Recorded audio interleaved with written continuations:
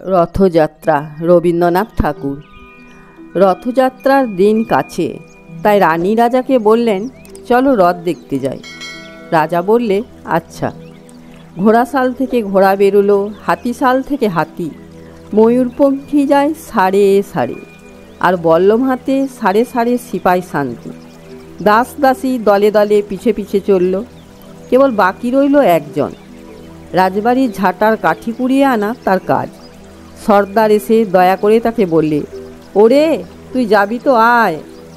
সে হাত জোর করে বললে, আমার যাওয়া ঘটবে না।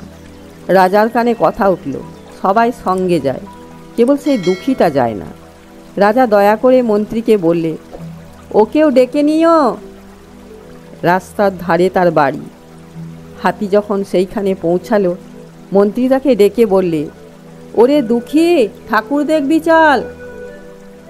সে হাত জোর করে বললে, কত চলবো? ঠাকুরের দুয়ার পর্যন্ত পৌঁছোয় এমন সাধ্য কি আমার আছে? মন্ত্রী বললে, ভয় কিরে তোর, রাজার সঙ্গে চলবি। সে বললে, সর্বনাশ, রাজার পথ কি আমার পথ? মন্ত্রী বললে, তবে তোর উপায়?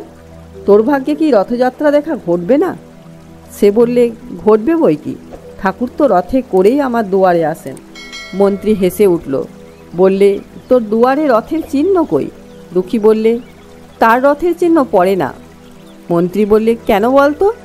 দুঃখী বললে, তিনি যে আসেন পুষ্পক রথে। মন্ত্রী বললে, কই রে সেই রথ?